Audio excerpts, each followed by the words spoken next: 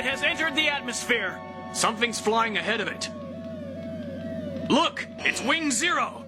Hero? He's not gonna make it. No. With the Gundam NT1, or Alex, from War in the Pocket. This mobile suit was designed with the new type powers in mind, more specifically designed originally for Amuro Ray as the pilot. This makes the Alex incredibly responsive and maneuverable. It's got your beam saber, beam rifle, head-mounted Vulcan guns, etc. But this mobile suit was one of the first to introduce a full 360-degree panoramic monitor and a highly advanced AI system, better than the one used in the original RX-78-2. It can also be equipped with highly durable armor called Chobam armor that, though incredibly heavy, is offset by the thrusters built into some of the plating. We want to get this channel to 100,000 subscribers, so if you haven't already, then subscribe. Lots of anime content coming your way, so don't miss out. In at number 9 is Death Scythe from Gundam Wing. So maybe I'm just being a little biased here. I just think Death Scythe is one of the coolest mobile suits in the series, and as my favorite pilot in Wing, Duo Maxwell, this suit is great for stealth type missions as its hyper jammers prevent it from being detected on radars and sensors. This, in combination with its incredible speed, makes it, this really deadly suit, sneaking up on the enemy and dishing out deadly strikes with its beam scythe before the enemy has a chance to know what's going on. And that beam scythe is just so cool, just able to chop through enemy mobile suits, sometimes multiple ones, in one single swoop. It's also got that awesome shield with the blades that open up, and this beam blade comes out of it. It can also just launch itself too. Yeah, this suit is pretty rad. I feel like a little kid sometimes when I talk about these Gundam suits. I had a toy of this one too, actually, when I was a kid. Next on the list is the Tall Geese 3, as seen in Gundam Wing Endless Waltz. So the first two Tall Geese models were pretty strong on their own, but this model is even more advanced. And though we don't get to see a lot of the Tall Geese 3, it made quite the impression when Zex used it to decimate a fleet of Mary Maya's ships just by cutting them up with its beam saber, and then blew up their asteroid base with that awesome mega cannon. Just this big cannon that opens up and fires this, highly powerful beam from it. I love weapons that split and open up for some reason. Anyway, that's all we really see of this one until the final battle, but it's still a pretty awesome suit. Double Zeta Gundam takes the next spot on the list. This more advanced version of the Zeta Gundam also incorporated elements of the RX-78-2 Gundam and the G armor. Instead of needing to combine though, this mobile suit can transform into the G Fortress, which is like this fighter craft that it can use to fly through space and Earth, and of course use offensively too. So aside from this suit's essentially being a transformer as well, it's got your standard head-mounted Vulcan guns, beam saber, beam rifle, but its high mega cannon mounted on its head is a particularly impressive weapon. It possesses 1/5 the power of a colony laser. A colony laser being a giant super weapon capable of causing mass destruction in a single shot. And the Double Zeta has 1/5 of that power on its forehead.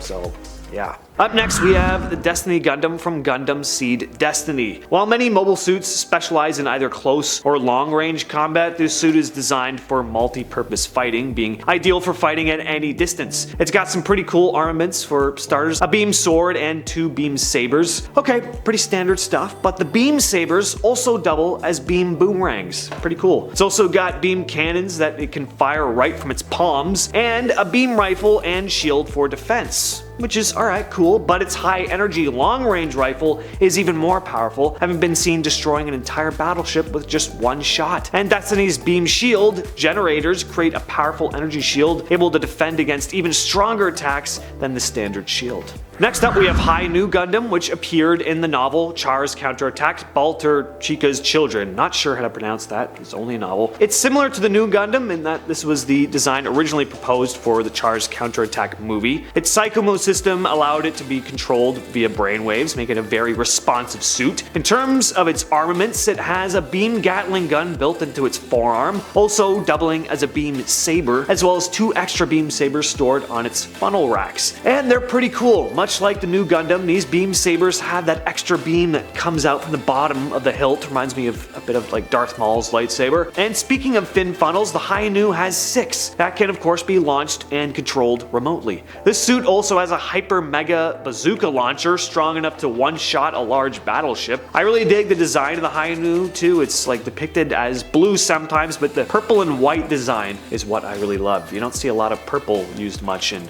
Gundam designs, but I think it looks super cool. Age Effects Gundam takes the next spot on the list. The successor of the Age 3 is the most powerful suit the Federation has to offer, and is built with the abilities of an X-Rounder in mind. X-Rounders essentially being this universe's version of new types. So this suit has two beam sabers, a powerful rifle called a Stungle that has two different modes, normal, which is just like it sounds, functioning like any old beam rifle, and charge mode, where a more powerful blast is emitted. Despite the strength of the blast, it needs to be, like you can probably guess, charged before firing again. However, a bazooka attachment can be added to the rifle, which allows it to fire a similar version of the charge mode's blast, only stronger and without the need to be recharged after firing. It also has blades called C funnels that can either be used at close range or released and controlled remotely to attack multiple opponents at the same time, much like fin funnels. Victory 2 Gundam takes the number 3 spot on the list. This mobile suit features a few upgrades from its Victory predecessor, but the Minovsky drive system may be its most notable, giving the suit a significant increase in maneuverability, being able to fly through space without relying on rocket thrusters, for example. The system's exhaust plumes on the mobile suit's back could also form an incredibly durable beam shield, or beam sabers, referred to as the Wings of Light. The V2 also has a huge selection of weapons at its disposal, so aside from the standard Gundam armaments, V2 also has mini laser mines used to temporarily obscure an opponent's vision, a beam bazooka, a massive sized mega beam shield used obviously for defense but offense too, being able to fire a beam for attack, and a beam rifle that can be outfitted with a grenade launcher and a multi-launcher. Next up, it's Gundam Double X, or DX, as seen in after-war Gundam X. This leveled up version of the X features twin satellite cannons, making it far more deadly than its predecessor, and unlike the former model that needed a new type as its pilot in order to operate the satellite cannons, the Double X contained Jamil's brainwaves, meaning that this was no longer a requirement. For the armaments on this model, the Double X contains breast launchers, able to fire a variety of different warheads from its chest, a more powerful version of your standard beam rifle called a Buster Rifle, a beam sword, again similar to Darth Maul's lightsaber with two beams emitting from either side of the grip, a G-hammer, which is like this giant spiked flail, and a rocket launcher, which is about as destructive as it sounds. And finally, of course, coming in at first place is 00 Quanta, the final version of the Gundam Exia as seen in Gundam 00 Awakening of the Trailblazer, the most powerful mobile suit designed by Celestial Being. The 00 Quanta features a more advanced twin drive system, the twin drive system being the synchronization of two GN drives, which allows for greater GN particle output, and the quantum system, which allows his pilot to operate the suit using brainwaves and extend said brainwaves to be able to telepathically communicate with sentient life forms. Not only that, but this one can also teleport. Yeah, I was gonna mention, some of its weapons, like how its GN sword doubles as a rifle, but forget it. Once you throw teleportation into the mix, you've already won. And that's why 00 Quanta takes the number 1 spot on the list. And we're kicking off this list with the RX-77-2 gun cannon from Mobile Suit Gundam. If you had to go into battle alone, this would not be the mobile suit you'd want to go with. To be fair, it wasn't designed to fight alone. This was a support mobile suit made to provide artillery support. So versatility isn't really this thing's strong suit, no pun intended. It's heavily armored and has some potent weaponry at its disposal, but it lacks speed and mobility. It's also only equipped with mid-range weapons, so its primary weapon being its two shouldered mounted cannons. There's a couple big drawbacks with this mobile suit. First of all, it doesn't hold a whole lot of ammo. Its main weapon, those cannons, only holds 20 rounds each, so it's not like it could just fire off willy-nilly. It also isn't equipped with any melee weapons, so if an enemy does manage to get too close, it doesn't really have anything to defend itself with other than its own armor. And considering speed and maneuverability is its biggest weakness, this makes that possibility even more likely. Once again, this just isn't a mobile suit you'd want to go with alone into battle. If you're digging the channel so far, please hit that subscribe button. I know we can get us to that 100,000 subscriber mark. We just need your help. Alright, on to number 9, the Mermaid Gundam from Mobile Fighter G. The first of many Gundams from G on this list, which is probably no surprise to anyone. I really tried to keep this video as varied as possible, but it's been tough. Anyway, this thing, man, it makes me chuckle. So I love how the way that most Gundams helmets are designed. They almost look like they have this very serious, determined look on their faces, at least blank and emotionless. And so when you look at this one, it's such a strange juxtaposition because you have this super serious Gundam, all business, inside what looks like a cheap Halloween fish costume. It looks like a Gundam who just got a job being a mascot for like a fish-themed sports team. It's just ridiculous. Maybe you would have an advantage piloting this thing because your opponent would be so busy dying of laughter, you'd be able to cut them down before they had a chance to regain their composure. But other than that, in terms of practicality, it is very adept underwater, as you can probably imagine. It's fantastic underwater, but sucks on land. And because Neo Denmark spent so much money on this thing, they could no longer afford proper repairs. So they were really hoping this thing would be able to take everyone out without a hitch. And to be fair, it did make it to the finals, but it ended up losing to Neo China's Dragon Gundam. Next up is another Mobile Fighter G monstrosity, Tequila Gundam. Now, I gotta state that this series was supposed to be lighter and campier in tone, so I like the fact that the designs are so silly in this series, but this one, it just doesn't work. This Gundam, surprise surprise, represents Neo Mexico, so it wears a sombrero and has cactus-looking armor on its shoulder. Utterly ridiculous, very goofy looking, and in terms of what it has at its disposal, it's got a trident and Vulcan guns on its hat. We don't see this one in battle a whole lot either because its pilot Chico was attempting to escape from Neo-Mexican authorities with his sister, so his whole fight with Domon was just a ruse in order to fake his own death. Yeah. Number 7, the Zogok from Mobile Suit Gundam Double Zeta. This clunky mess is pretty notorious for being one of the worst mobile suits in the franchise. This was a prototype amphibious mobile suit and was designed specifically to infiltrate the Earth Federation's underground military fortress Jaburo. This mobile suit was mainly designed for close range, so it was equipped with melee weapons like its extendable arms, a heat sword, and then it's got its cutting weapons. So it's not the most versatile unit. It does have a rocket launcher, but it isn't equipped with a guidance system, so hitting a moving target is a bit of a challenge for it, and seeing as most Gundams have a rather high degree of maneuverability, this is a pretty big drawback. What the Zogok is probably most famous for though is its super lame boomerang cutters. That's this thing's big claim to fame. Oh, it's got boomerangs. Boomerangs are just not a very effective weapon, especially for a mobile suit that's used primarily underwater. Boomerangs would be like the last thing I'd want to use. Also, just look at it. It's just such an ugly looking design.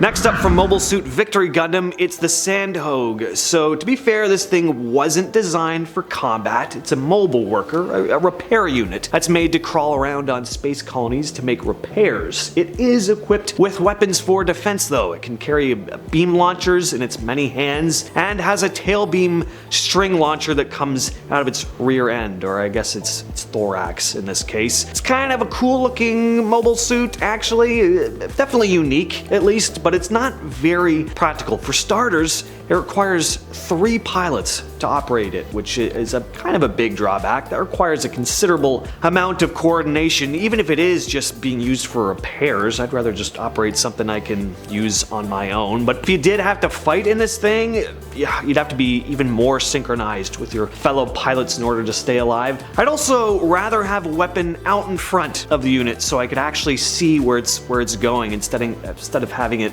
launch out of its backside. Next, we have the Oz 08 MMS Cancer. Never has a mobile suit received a name that fits so perfectly. Yes, it's meant to resemble a crab, so it's named after the zodiac sign, but this piece of junk is also a cancer on the eyes. This mass-produced aquatic mobile suit was created by Oz, and it's safe to say they failed miserably. It maneuvers relatively well underwater, but it doesn't have much in terms of weaponry. It was taken out effortlessly by Death Scythe, which is a pretty deadly Gundam, so I wouldn't be too embarrassed by that, but this thing is barely a mobile suit. It doesn't have any legs, it's basically useless on land, it's just a clunky crab thing. It was also talked up to be this incredible underwater unit, but then it just got taken out instantly, so overall just a pretty sad one. From the original Mobile Suit Gundam, again we have Big Zam. Developed by Zeon, this mobile suit was piloted by Dazzle Zabi. Now this thing actually does boast quite a bit of firepower. It's huge and it's not useless by any means, but it's basically a big heavy tank. Speed is not a factor with this thing whatsoever. Just look at those spindly legs holding up all that weight. It can definitely cause some damage, and in real life this thing would be a terrifying weapon for any nation to have, but in the Gundam universe, not quite as threatening. Amuro Ray ripped the thing to shreds pretty effortlessly, and as massive as this thing is, it's just kinda clunky. It lacks maneuverability, and due to the amount of power it takes to keep this thing running, it's also prone to overheating, so that's great. If this thing rolled up on a city and started blasting away at buildings, pretty intimidating. Once again, going up against a mobile suit that can maneuver around at high speeds though, not quite as useful. From Mobile Suit Gundam, again we have the Zacrello. This prototype developed by the Principality of Zeon was designed with an emphasis on speed and firepower, and yeah, it's very fast. It's like a big sharp rocket. The problem is, again, it lacks maneuverability. It's not very agile, so if you do manage to launch a heavy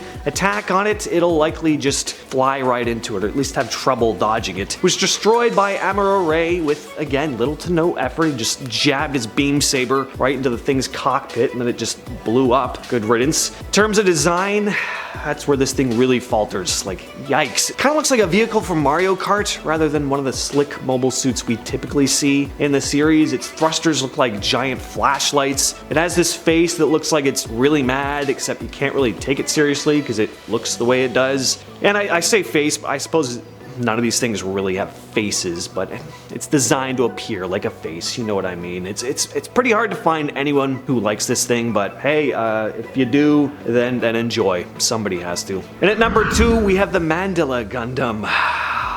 Do you need much of an explanation here? Just look at this gaudy piece of trash. It looks like someone tied a bunch of beads together, stuck it on a dialect from Doctor Who, and glued a Gundam helmet to the top. Not a fun design to look at. Representing Neo Nepal in the 13th Gundam fight, this unit is armed with a pewter staff with a flamethrower and beam saber contained inside it. It can also retract its torso into the bell-like bottom half, which helps keep it protected. But again, dear lord, just look at it. Only Mobile Fighter G would be able to come up with something like this. Would you feel confident having to pilot this thing? Imagine you find out you're going to be representing your country in a worldwide battle, then the engineers pull off the big sheet covering your soon-to-be mobile suit, and you're greeted with this. You'd probably think they were joking. You'd probably have a couple laughs until you actually had to get inside it. It looks very bottom-heavy and just unstable. I don't want to pilot a Gundam whose arms and abdomen section are made up of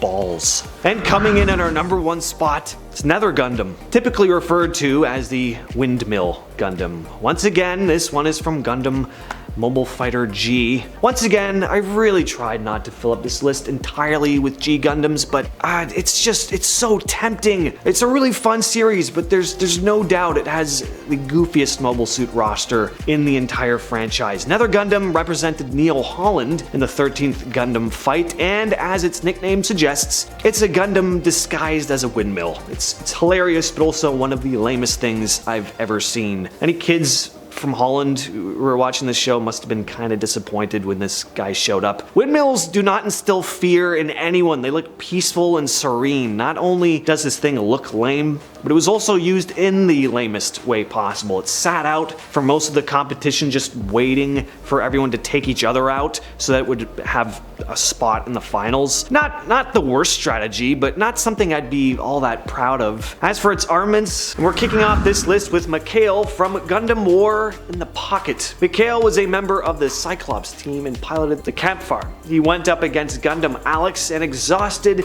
every weapon he had in his arsenal, even hurling bombs at the Gundam, but to his horror, the heavily armored unit was able to withstand them. Mikhail was forced to take the enemy mobile unit on in close range melee combat. He quickly met a gruesome end though when Chris unleashed Alex's hidden forearm Gatling gun, which just decimated the campfire, and Mikhail, of course, within it. She just keeps like firing for what feels like a whole minute, just like bam, bam, bam, bam, bam, right into the cockpit, like riddling the thing with bullets. I don't think there would have been very much of Mikhail's body left after that barrage. Hey, if you're liking the channel so far, please like, comment, subscribe. I do love hearing from you guys in the comments, so just keep those coming. And we want to hit that 100,000 subscriber mark, so we need all of you to help us get that done. Number 9. Next up is a entry from Victory Gundam, and it's the death of Kate Bush. Not the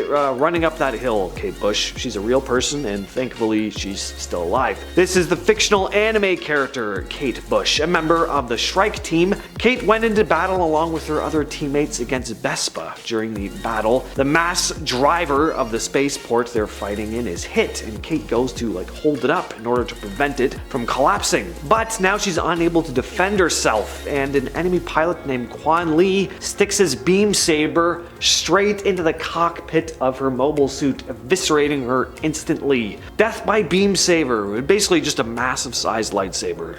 Not pleasant. The fates of both Char and Amuro Ray, they both take this spot on the list as their lives become completely intertwined up until the very end. These two had a number of legendary battles in the series. They have one of the greatest anime rivalries of all time, but their final battle in Char's counterattack is not only hard-hitting and brutal, but also spells the end for both of them. It's never explicitly shown that they die, but most fans presume that they both perished. What a sad way to go, though. You spend most of your life in just endless war, battling against your arch rival, and then you go out pushing a massive sized asteroid away from Earth, dying in a blaze of light. I suppose dying protecting humanity is a noble way to go, but would have been nice for Amuro to actually get to enjoy his victory over Char instead of perishing almost immediately after. Laughter Franklin from Gundam Iron-Blooded Orphans. A lot of fans really hated this death because Laughter was a fan favorite character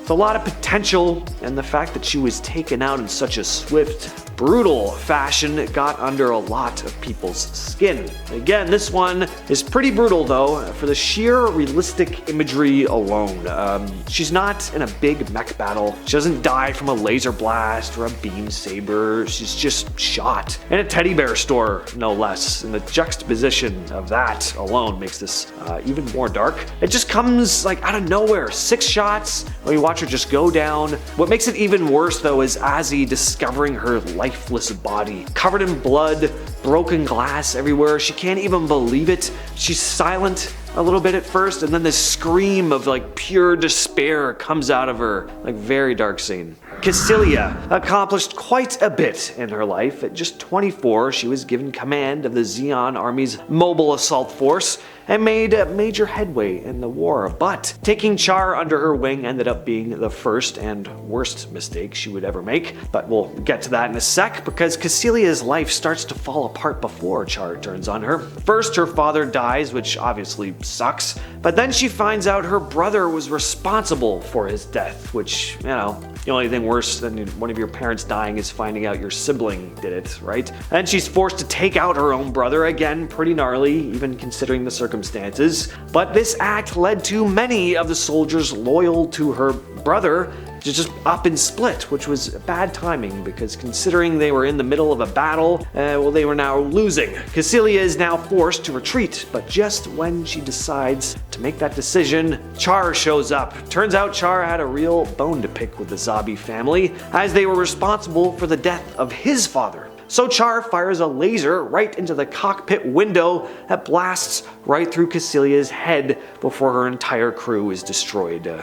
Quite a way to go out. Next, let's talk about just being a Zaku pilot or any other mass-produced mobile suits in the franchise, really. You gotta be pretty brave to go into battle piloting any mobile suit, even a Gundam, but a mass-produced mech with less protection and armaments going up against a fancy Gundam suit. Sure, you may have the numbers on your side, but you know that even if you manage to win, not all of you are coming out alive. We watch the Zaku get sliced in half, shot up, blown up, crushed, exploded. I already said blown up, but exploded, blown up, you name it. These things are basically just walking death traps with you trapped inside it, just hoping you can at least get a couple good shots in before you meet your demise, and then hoping and praying that that demise is swift and painless. But this is anime, so there's a good chance you'll just die screaming. Toll from Gundam Seed.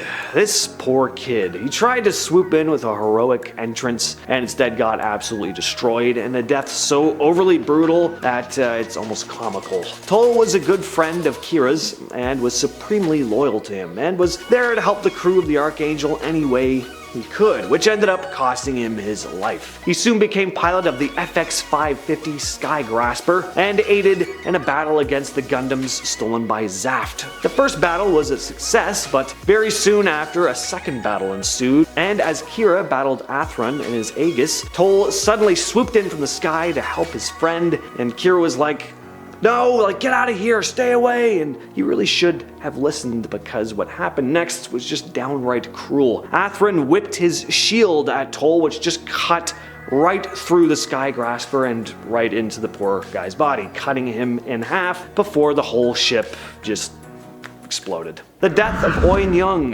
Death by guillotine has always seemed like a creepy way to go for me. I've always wondered if there's any brief moment of sentience after your head is off, which would be an unspeakable level of horror to experience if that is indeed the case. Anyway, that's what happens to this guy, and to make matters worse, it's broadcasted on live TV. Not only does he have his head lobbed off though, but he also endures torture beforehand. We're not exactly sure what he goes through there, but his eyes are taped open, which is always an unsettling image. Then later on, Uso watches the broadcast of Count Oi's unaliving and has the same reaction a lot of us have after seeing something we really wish we didn't see. He just has this expression of utter horror as he floats in this dark void within his mind. We've all been there. Crown takes the next spot on the list. This guy was one of Char's subordinates and took part in an attack on the White Base as it was entering back into Earth's atmosphere. He was piloting a Zaku too, there we go, the Zaku, against Amuro Ray and his mobile unit. And after disobeying Char's order to retreat, he continued to fight and ended up getting sucked up into Earth's gravity, plummeting towards the Earth as his mobile suit began to burn up. What makes this one so harrowing is Crown screams for help. He's in complete hysterics as he's unable to do anything, just begging for Char to save him, but there's nothing he can do. So Crown is baked alive in his own mobile suit as he plummets towards his doom. I mean, just flying towards the Earth parts is like scary enough, but adding burning alive to it as well, it's a double whammy in the worst way possible. Eok Kojan from Gundam Iron-Blooded Orphans. Yeah, I gotta put this one at number one. My claustrophobia is at full throttle watching this scene. For a series where people fight in giant mech suits that could easily become walking coffins, it's not often that we see Gundam pilots get crushed to death inside of their mobile suits, but it's exactly what happens here. I think it would happen a lot more in real life though. Making one last stand, Akihiro fights a brutal battle against the member of the Kujan family who thinks he had beaten Akihiro at first, but his victory celebration was premature as his enemy regained his will to fight and in pure brutish fashion took Eok out by crushing him to death inside his mobile suit. Eok is forced to scream in horror as the metal walls of the cockpit begin encroaching on his body further and further until he's completely pulverized. We watched the whole thing too. It cuts away at one point as he's almost fully crushed, and I figured we weren't going to see anything more after that, but then it cuts back and we get the full crush until there's just nothing but black. I would never want to find myself in a Gundam battle for situations exactly like this. I could take being blasted away, at least that's quick, but not being squeezed to death, thank you very much. Definitely a cathartic, well-deserved death here, but I mean, yikes, all the same. And we're kicking off this list with the Zogok from Gundam Double Zeta. This suit is adept at close-range ground combat, though it was also designed to travel underwater. Its armaments include 10 blades called boomerang cutters, able to be thrown for mid-range attacks or used at close range, a beam rifle, a heat sword, and probably its most recognizable trait are its extendable arms, used to deliver devastating close-range punches. Of course, aside from its close-range capabilities though, the Zogok also carries rocket launchers called Sturmfausts. Don't forget to hit that subscribe button so we can get this channel to 100,000 subscribers, and give us a like and a comment too. Helps us out more than you probably think. Alright, on to number 9. Next up is the Tequila Gundam, or Spike Gundam in the English dub, from Mobile Fighter G. Yeah, so Mobile Fighter G is definitely a very different kind of Gundam series, and the designs of the mechs really showcase the anime's more over-the-top kind of tone. Now, despite this Gundam's ridiculous design, it's unique in that it's designed for underwater combat. It can pull opponents into the water using its strange sombrero hat that rotates at high speeds, forming a whirlpool, and its head-mounted or hat-mounted Vulcan guns are good for defense, along with the armor on its shoulders and forearms. And though we don't see, it in the anime, said spiked armor has even been seen firing off the spikes like missiles in the superclass Mobile Fighter G Gundam manga. We don't see very much of this mobile suit, and it's a weird one for sure, but being adept at fighting underwater is something we don't often see in Gundam and could be an advantage for, mechs without this ability. Coming in at number 8 is the RX-782, the Gundam that started it all. This one had to make a list at some point. It's simply iconic. It's what most people picture when they think about giant Japanese robot anime, even if they don't really know what Gundam is. The suit, piloted by the legendary Amuro Ray, fought in countless battles against the Principality of Zeon, possessing immense power for the time. So what's to say about this one in terms of its weapons? It's the basis of all other mobile suits that came after it. It's equipped with a beam rifle, with its powerful blasts packing just as much of a punch as, battleship's cannons. Got 2 head-mounted Vulcan guns, 2 beam sabers. Most importantly though, it has a computer called the Inferential Navigation Control System, or ICN, that gathers and analyzes data from battle to battle, meaning it learns as it fights. Next up on the list is Shenlong from Gundam Wing. So Wu Fei may not be, the most people's favorite pilot in Wing, but that doesn't mean his mobile suit isn't cool. The Shenlong is incredibly articulated, making it highly maneuverable and ideal for close range combat. It represents pure fighting ability, much like its pilot Chang Wu Fei. The Shenlong's got your standard head-mounted Vulcan guns and a variation of your typical beam saber, with the Shenlong's being a beam glaive. It's also got a unique weapon called the Dragon Fang, and this is what really stands out on this suit, I think. The Dragon Fang is this claw weapon on the mobile suit's form that can attack at both close and medium range, as Shenlong's entire right arm can unfold and extend like a Chinese serpentine dragon.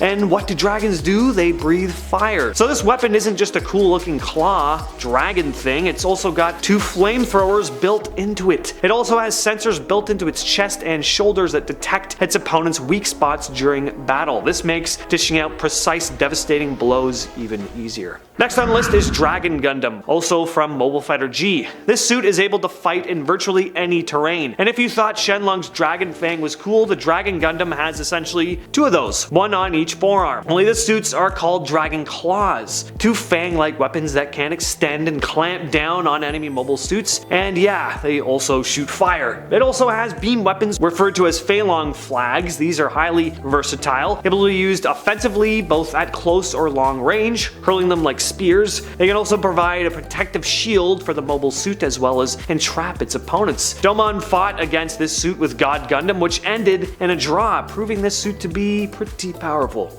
Next on the list is Death Scythe Hell from Gundam Wing. We had Death Scythe in part 2 of this list, so we had to put the more advanced version on this one. So, just like before, this suit is great at sneaking up on enemies to deliver deadly blows. Only this time it can actually cloak itself using the wings now attached to its shoulders, essentially making this suit invisible to the naked eye. This cloak is also highly useful for self-defense, emitting a force field when closed. Not only can Death Scythe Hell go undetected using its hyper jammer, but this version is twice as powerful than before. And that awesome beam scythe, well, Hell has a double pronged version. 2 beams are better than 1. It's an amped up version of Death Scythe. What else can I say? It's just awesome. Gundam Physalis is next on the list, as seen in Stardust Memory. The Gundam was Earth Federation's reaction to Zeon's mobile suits being equipped with nuclear weapons. As such, this mobile suit is equipped with a nuclear warhead. Yeah, that's Powerful, right? It's also heavily armored with radiation and heat shielding, making it adept at surviving nuclear attacks. It's also got your standard Vulcan guns, beam sabers, and an absolutely massive shield, powerful enough to withstand the heat and force sent out from a nuclear bomb. The Physalis is just a big, chunky, heavily armored suit, but despite how large and heavy it looks, it's actually quite agile too, considering its size, due to its high output generators as well as the thrusters built into the shoulders of the suit. Gundam Epion, also from Gundam Wing, is next. Created by Treize Khushrenada, this suit is ideal for close range, equipped with melee-type armaments. Its most recognizable weapon is without a doubt the Heat Rod. Just this massive chain-like weapon it whips around to mess up its enemy suits. It can also be heated to a super high degree, making it even more devastating. And its other most recognizable weapon is its beam sword. Now, unlike most other beam swords that run off their own power, this one is actually hooked up to Epion's power source, meaning this thing packs a tremendous amount of power, even seen decimating an entire battle station with a single strike. It also has its own version of the Wing Gundam's Zero system called the Epion system, so it analyzes situations and calculates the best method of action to gain victory, feeding this info into the pilot's mind. Freedom Gundam from Gundam Seed takes the next spot on the list. We've already talked about Strike Freedom on our first list, so let's talk about the precursor to that suit, which is pretty powerful on its own. This suit is simply deadly to the point of it being known as the Mobile Suit Killer. It's great for fighting in the air, especially when in high mat mode, where its wings fold out, giving it an even higher degree of maneuverability. It's loaded with an array of long-range weapons, rail guns, a beam rifle, head-mounted CIWS guns, and 2 plasma beam cannons built into its wings. Freedom is also equipped with 2 beam sabers for close range combat. Most impressive is the suit's ability to lock on and fire at multiple targets at once using its multi-lock-on system. And when combined with full burst mode, where it fires all its long range weapons at once, yeah, Freedom has the Mobile Suit Killer moniker for a reason.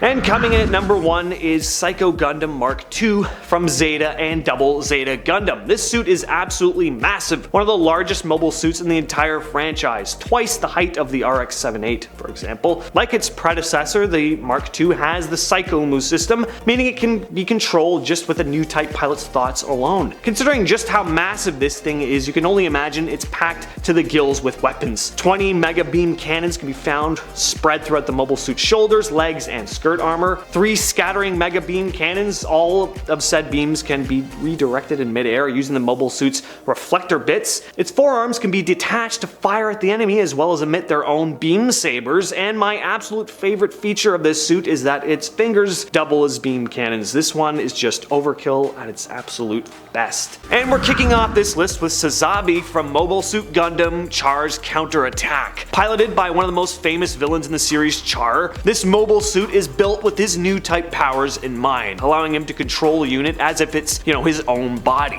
It's equipped with 2 beam sabers in the forearms. Its scattering mega particle cannon has been seen taking out multiple mobile suits at once. It's got a beam shot rifle that can fire both single and scattered shots using one of its 2 barrels. It also has a beam tomahawk that can take the form of 2 axes or a single large beam sword. The unit is also equipped with 6 funnels that Char can fire and control remotely through Sazabi's Psycho Mu system. Hey, don't forget to blast that subscribe button if you haven't already. Let's get this channel to 100,000 subscribers. Alright, on to number 9.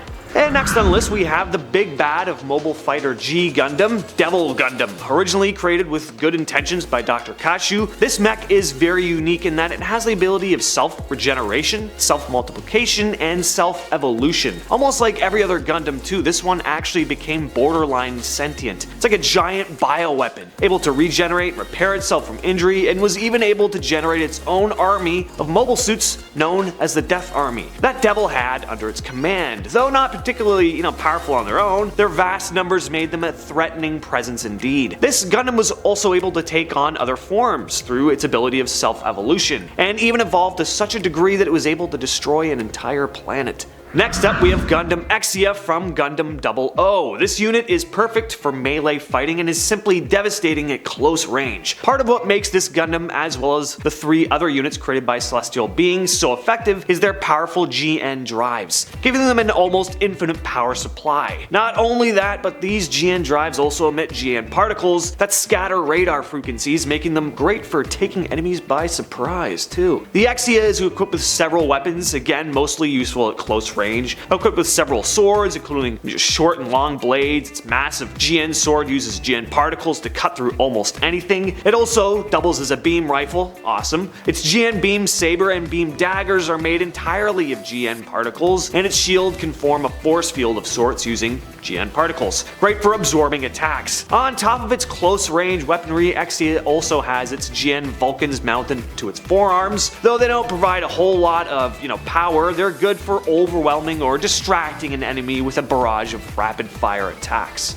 We got another mobile suit from Char's Counterattack, New Gundam. This Gundam was still a prototype, but proved to be pretty darn powerful. Certainly helped that it had Amuro Ray as the pilot though. Made to battle Char's Zazabi, this unit incorporated Psycho Frame, making it very responsive to its pilot, especially with heightened emotions. So responsive in fact that when Ginny Gus had Kyra held captive, New's fin funnels attacked his enemy without Amuro planning to, resulting in Gus killing Kyra. Now that drawback was only due to Amuro having little practice with the unit though, not a fault of the mech itself. New Gundam provided to be so powerful though that Amuro was able to push the massive sized Axis asteroid back out of Earth's atmosphere, preventing a nuclear winter on Earth. Next on the list is Barbatos Lupus Rex from Iron-Blooded Orphans. Another Gundam with a super unique design. This beastly looking unit is the upgrade of Barbatos Lupus and is ideal for close range combat. First of all, just look at those claws. They're called Rex nails and are made from a powerful metal that can tear through enemy mechs' armor. It's got this big huge mace with a spike on either end. Said spikes or pile bunkers can also be found on its heels. It's got a very long and powerful tail that was added to the mech from the Hashmal and can be manipulated by the pilot. Just a monster, as close to a feral looking real robot as you can get. And we're looking at Wing Zero Gundam from Gundam Wing next. This Gundam's twin buster rifles could destroy multiple mobile suits at once and even an entire space colony with just a single shot. What really puts this Gundam on the list though is its Zero system. The zoning and emotional range omitted, or Zero system for short, is technology that transmits information from the Gundam's computer straight to the pilot's brain, rather than having to read information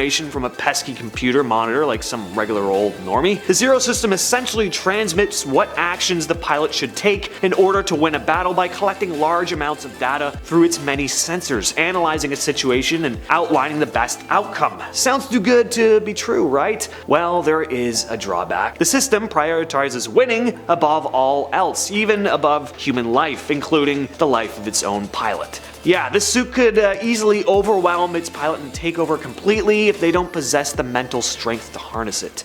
Strike Freedom Gundam from Gundam Seed Destiny is next on the list. This Gundam is the more advanced version of Freedom Gundam and is capable of both long and close range attacks, being equipped with a plethora of powerful armaments. But it's ideal at long range. It's got rail guns on its waist, 2 beam sabers, 2 high energy beam rifles which can be used separately or combined to form one long range rifle. Its most impressive aspect is its Dragoon system though, which allows the unit to guide remote weapons. Its full burst mode is a crazy attack that unleashes this barrage on the enemy, firing every weapon in its arsenal at once. This thing is capable of taking down swaths of mobile suits single-handedly. Gundam Unicorn from Mobile Suit Gundam Unicorn is next on the list. This one has the unique ability to be controlled by its user's thoughts alone. Also built using Psycho Frame, only with far more than New Gundam for example, allows its pilot to use the unit like an extension of their own body of course. Love the design for this one too, sleek and simple, just all white with of course that unicorn horn looking spike on the head. I feel like with Gundam you gotta mention the designs, right? Big appeal there. Speaking of designs though, this Gundam can also take on a different and enhanced form called Destroy Mode. When Unicorn's NTD system or New Type Destroyer is activated, usually in the presence of a new type of course, its capabilities are greatly enhanced. It even becomes more responsive, actually being able to be controlled just through the pilot's thoughts. In this mode the unit can also temporarily take over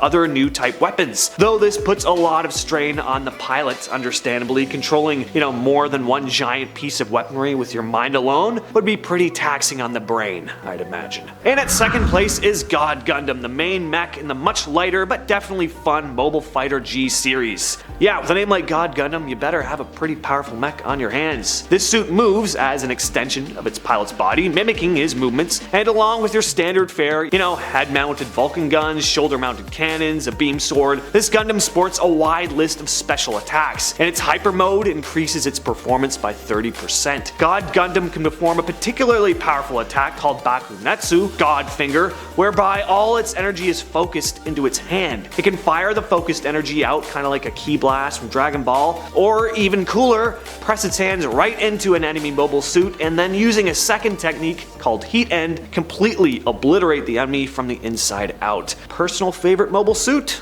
Quite possibly. And taking the number 1 spot is Turn A Gundam. What gives this insane Gundam its power? Well, how about a discontinuous hyper oscillation gauge collapsing pile? It's an artificial black hole. This unit packs serious heat, storing a whack load of weapons due to its chest being practically hollow. So aside from the standard weaponry, it also contains missiles. Turn A also possesses a powerful eye field barrier, protecting it from incoming attacks. Even if it does get damaged, however, it can also repair itself through the nano machines coating its armor. Now, not only can these nano machines repair damage though, they can also do the opposite, as displayed by Turn A's terrifying Moonlight Butterfly attack. Turn A appears to sport giant butterfly wings while using this attack, as its nano machines stretch along its eye field. This attack creates powerful storms and has the ability to turn technology to dust. No doubt this mobile suit is one of the most powerful seen to date. And we're gonna kick things off with Gundam Maxter from Mobile Fighter G Gundam. This mobile suit is a perfect example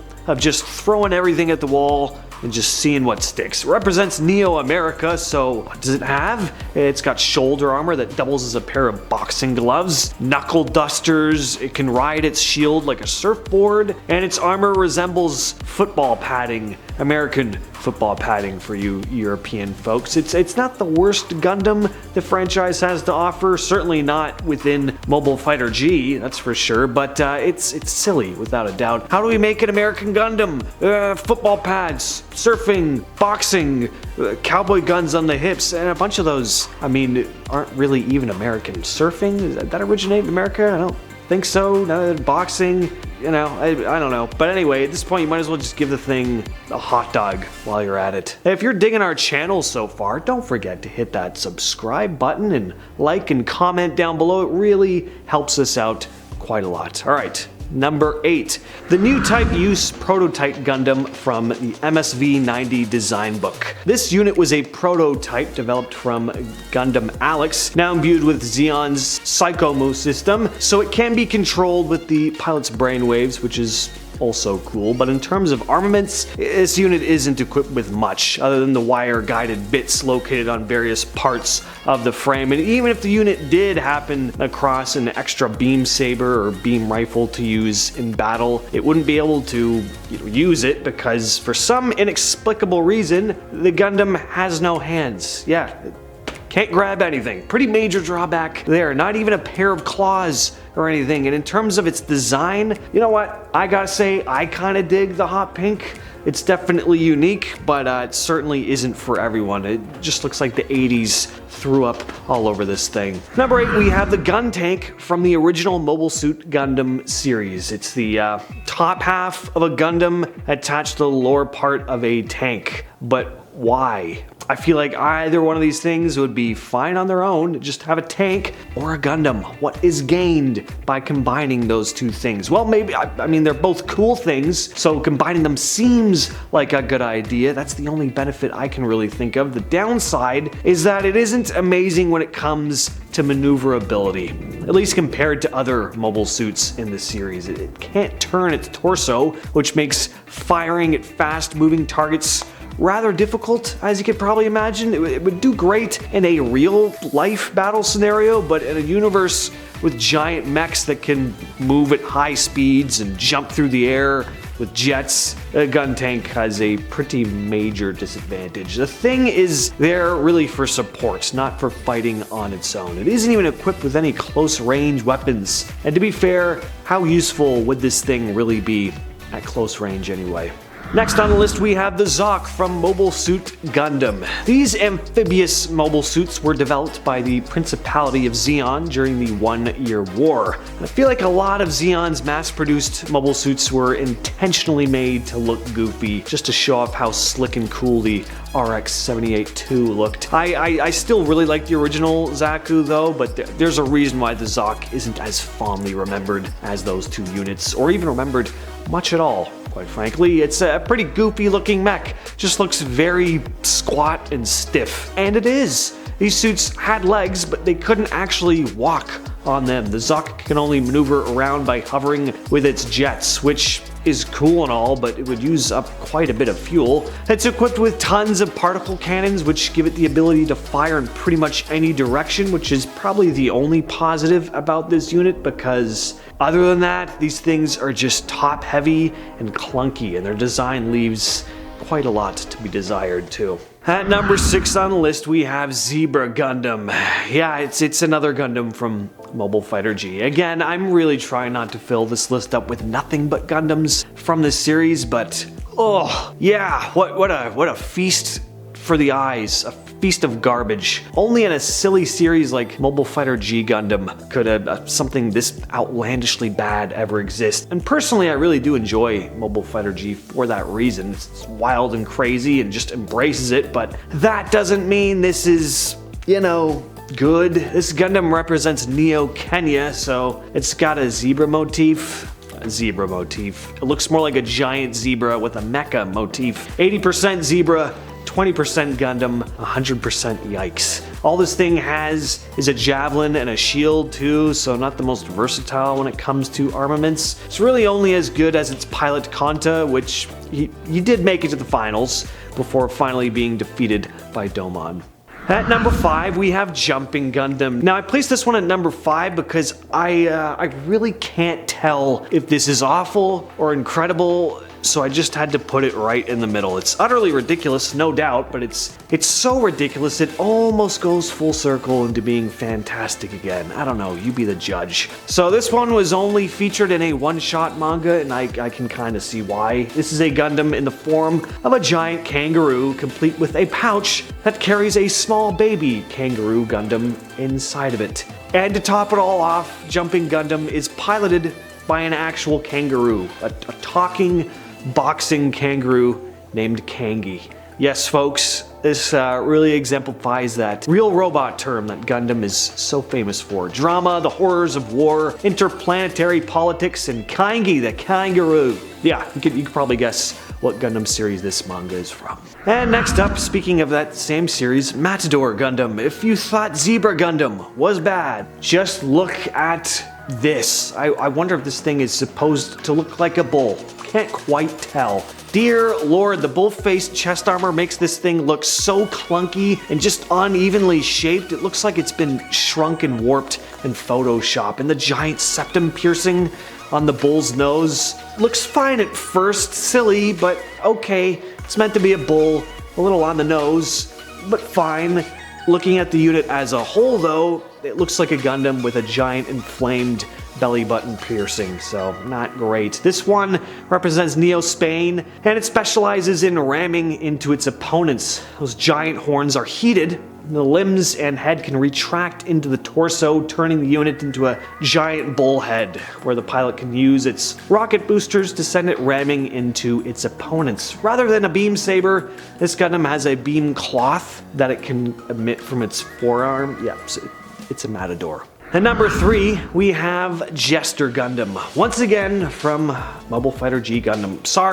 I'm sorry, alright? But yeah, I mean, what an awful mess this thing is. I don't even know how to wrap my head around it. Looks like something a kid made out of macaroni. Like they were building a Gunpla, got bored, and then just said, now, I'll just glue some dry fusilli noodles to its torso. Magic School Bus is about to start. I gotta catch that. This is a Gundam not just with a jester motif, but more specifically a jester's hat motif, which is an odd choice. It can retract its legs, taking on the form of a jester's hat. Why? Like really, why? I mean, its pilot is a clown, so it sort of makes sense, but only on that level, because I mean it doesn't really fit in with the theme of the series. This Gundam represents Neo-Portugal. Are jesters big in Portugal? What does this thing say about Portuguese culture? I don't know. I feel like they just had no idea what to do for a Portuguese stereotype, so they just were like, all right, let's just make it a court jester, call it a day. Magic School Bus is about to start, I gotta catch it. I love the idea of a clown-style Gundam, you know, don't get me wrong about that. I'd love a Gundam with like a big red nose or something, but why does it have to look like this? Surprisingly, this one has some decent offensive capabilities, and I could go over them, but are they really gonna save it for you? I doubt it. And at number 2, we have the Jetstream from Turn A Gundam. Finally moving away from Mobile Fighter G here. Now look, I get that this is a mobile worker. It isn't designed for combat. I mean, it builds fences, fine, but it is a mobile suit and it is from the Gundam franchise, so what's going on here? And why am I putting it on here? Well, just look at it. It looks like something a free AI art software would spit out if you typed in sci-fi construction robot. It just looks awful. It doesn't look like something from the Gundam universe whatsoever. Manufactured by Moonrace, the Jetstream. How these units ever got a name like Jetstream, I'll never know, were used to construct fences to cordon off areas settled in Inglesa by Moonrace, and although these units were primarily used for construction, they were equipped with weapons and used as support units when captured by the militia. Yeah, just imagine trudging into battle against any Gundam in one of these piles of junk, let alone Turn A Gundam, one of, if not the most powerful Gundam in the entire franchise. And there you are, just a pair of pincers and some cannons. Good luck.